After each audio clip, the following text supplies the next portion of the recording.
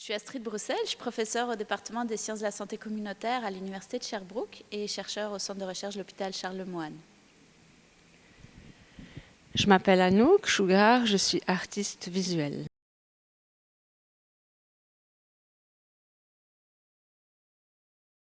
On vient de terminer un projet de recherche qui vise à documenter les délais prédiagnostiques du cancer et d'essayer de comprendre le rôle de l'organisation des services de première ligne ou les raisons de ces délais. Et on se rend compte avec ce projet de recherche qu'il y a différents facteurs qui viennent influencer les délais. En particulier des facteurs qui sont liés au cancer, mais sur lesquels on n'a aucune prise, des facteurs qui sont liés à l'organisation des services, mais on se rend compte aussi qu'il y a des facteurs qui sont personnels et qui viennent jouer sur ces délais, sur la décision de consulter. Donc on sent que quelque chose ne va pas, on a des symptômes, on ne se sent pas bien, mais on va retarder la première consultation. Ou bien encore, il y a des délais personnels qui viennent jouer entre cette première consultation qui marque le début de l'investigation et le diagnostic de cancer. La façon comment Astrid m'a approchée en fait par rapport à ce projet, c'est qu'elle m'a bien sûr donné les résultats de la recherche et surtout des verbatims qui étaient pris à partir de patients qui faisait partie de la recherche. Et il m'est apparu aussi en discutant avec Astrid que c'était jamais dans les récits des gens quelque chose de très linéaire où ils disaient bon, maintenant je me sens pas bien, je vais aller voir le médecin, mais beaucoup de doutes et beaucoup de tergiversations entre oui, je me sens pas bien, mais j'ai pas vraiment de raison d'aller consulter.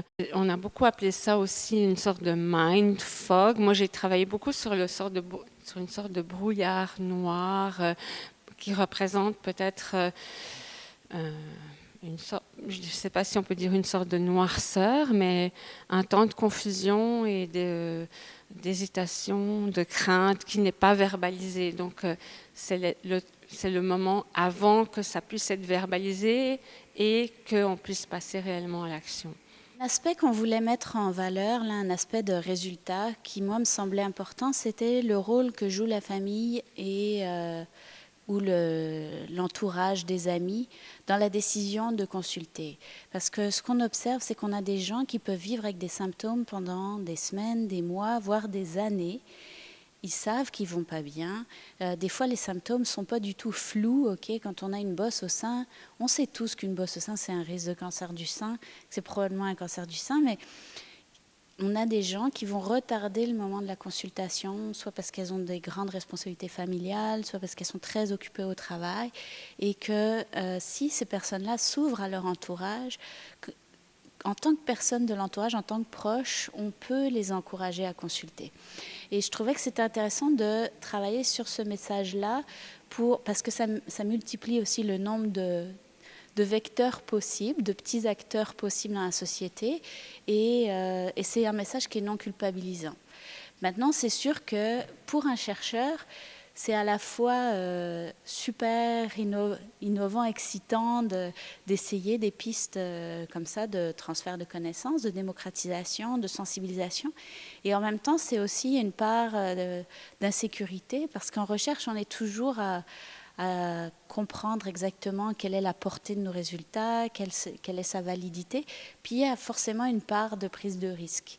Mais en même temps, on trouvait que ça en valait la chandelle. Je pourrais peut-être juste rajouter, si je peux me permettre, que dans la démarche d'une approche visuelle ou dans le développement, la création de ces cartes, ce qui est, je dirais, l'élément principal, c'est de vouloir toucher les gens. Si on arrive à faire en sorte que les gens se sentent touchés dans leur propre histoire ou dans l'histoire d'un de leurs proches, que ça leur rappelle quelque chose par rapport à un ami, une sœur, peu importe.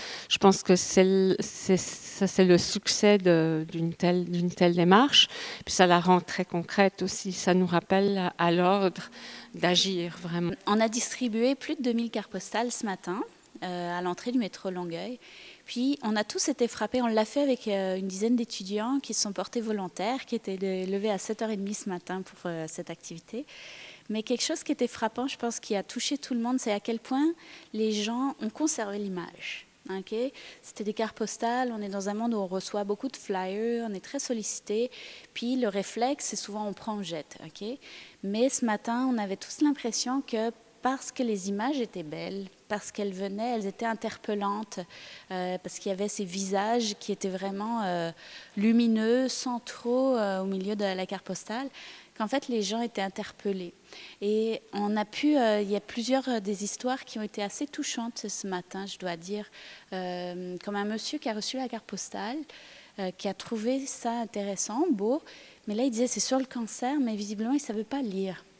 Puis il est venu nous poser des questions sur qu'est-ce qu'il y avait à l'endo, qu'est-ce que ça voulait dire, qu'est-ce que ça impliquait. Je pense qu'on est venu rejoindre aussi par ce médium un public qui n'est pas forcément le public qui va suivre les journaux, qui va lire les articles scientifiques ou qui va aller naviguer sur le web. Et ça, je pense que c'est intéressant. Puis un autre aspect que je trouve intéressant dans ce projet, c'est de montrer l'utilité de la recherche aux gens, de montrer que la recherche, ça existe, que ça ne se fait pas dans une tour d'ivoire, qu'on l'a fait avec les gens et pour les gens, et que d'amener la recherche dans le métro, ça permet aussi de montrer la légitimité de notre exercice et son utilité dans la société.